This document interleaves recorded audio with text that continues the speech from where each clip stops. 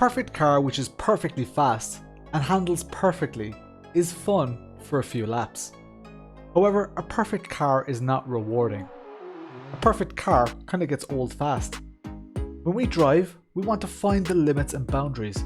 We want to find the edge of our skill level, the edge of our grip level, and the edge of the car's ability. As long as those things are predictable while still being somewhat unpredictable, we have the perfect recipe for fun. I'm Lawrence and this is the REFLEX V12R mod for Assetto Corsa. Welcome to the channel.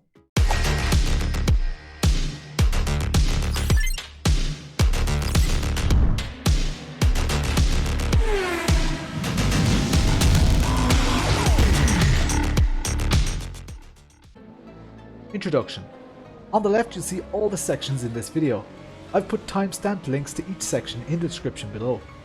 While you're down there, please hit the thumbs up button to help YouTube suggest this video to others like you. 75% of the people watching right now are not subscribed to this channel. Please consider subscribing and hit the notification bell if you want to be notified about upcoming reviews. So, I know what you're thinking. Lawrence, you don't normally review mods or games. And you're right, I don't. There are people who are far more knowledgeable and experienced and talented at doing this type of thing than little old me. And although I've gotten many approaches by car modders in the past to review their hard work, this particular mod feels a little bit like a new family member has been born. Those of you who know my channel probably know that one of my favourite all-time Assetto Corsa mods is the Formula Agile. Well, it just so happens that this car is the latest creation by Jackoman3, the mastermind behind the Formula Agile. Jackoman3 is a car modder from Germany whose real name is Jonas Holzapfel. A perfectionist by nature, this car has been in the works for a long time. So much so that at times he set the bar so high that he felt he couldn't achieve the vision he first had. He wanted to take the golden era of aero exploration and combine the thrills and dangers of the era with more modern driving dynamics and active aero technologies. First impressions. Powered by a grunty V12, this car has torque for days and it really gives a very good sense of speed. So much so, it's difficult to know if the rear is going to break loose at first, even in the higher gears. Visibility is spectacular. It's like you're sitting on the bonnet, as you don't have a windscreen or pillars in the way. The dash is nice and clear, and the open steering wheel makes it accessible at all times. The mirrors are perched nice and high and provide a great sense of what you're driving when in VR or on triple screens. You do, however, need to be delicate with the pedals. But once you learn the dynamics of the car, it becomes incredibly rewarding, as if you've unlocked some kind of secret. You need to listen to the engine, and it reminded me that many of the cars we drive these days just lack torque. This torque is especially noticeable when you're in the higher gears where the speed just keeps increasing at a ferocious rate. Thankfully the brakes are up to the challenge, and although it's a little understeery going into corners, if you manage your speed correctly, you can get a seriously great exit onto the next straight. After my first couple of laps, my lap times began to tumble. Handling. After the Formula Agile, it's difficult to imagine a car which comes close to it. One thing that I particularly like about the Formula Agile is that it feels like a car that was built outside of competition specifications and regulations, taking the best from various eras, and it looks like Jonas has achieved similar with this, the REFLEX V12R. There's a great level of detail in the forces transmitted through the wheels. Looking at the massive wheel arches, you're constantly reminded that your steering lock probably isn't huge. This actually gives a very good sense of immersion in the type of car that you're driving, and a little reminder that this rocket ship isn't solely built for handling. That said, it does handle very well. It's predictable in ways and demands massive respect in others.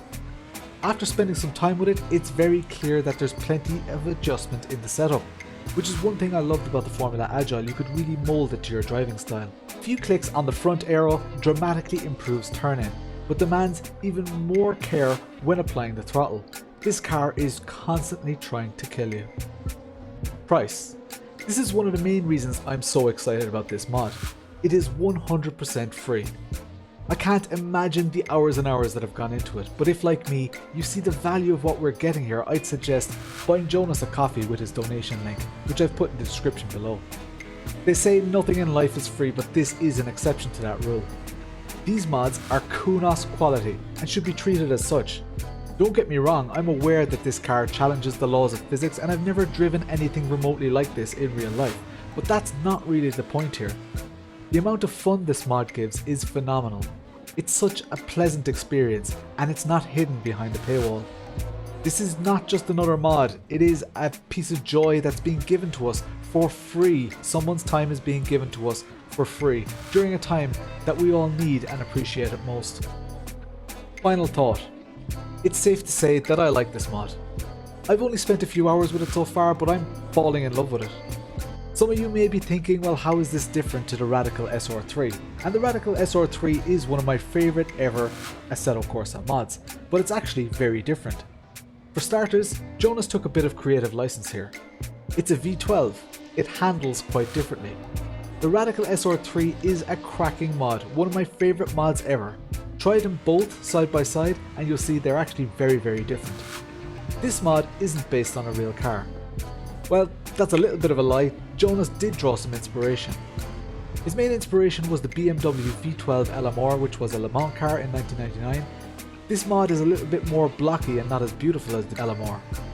Other inspirations included this Ferrari, which is a simple open top design, the Sauber C9 because of its mean looks and the flat sides, the Porsche 908 because of the weird active aero systems. It does look quite unique, and I quite like that. The active aero is actually really beautiful to watch, and from behind the grills make it look like you're driving behind a tank. It looks like a rejected Group C car, and has an 80s motorsports look which just screams danger. It's relatively easy to make fantasy cars in computer games. It's difficult to make a fantasy car with identity and credibility. It would be quite easy to convince someone that this car's model is based on a real racing car. I can see myself driving league races with this car in the future. One major difference to the Formula Agile that I anticipate is that where the Agile works well on both tight and large open tracks, this car seems to be better suited to larger tracks with plenty of straights for it to stretch its legs. Although far more powerful than the Agile, it definitely suffers in the corners by comparison. The funny thing is that around the Nordschleife Tourist track, the lap times between the Agile and the Vertex V12R are remarkably close, both below the 6-minute mark. Please show your appreciation for this mod in the comments below with a simple message to the creator. He will be reading every single comment, and this mod is extremely welcome in these difficult times. If you like this review and want to see more like it, let me know. I'm Lawrence, thank you all for watching, and I'll chat to you later.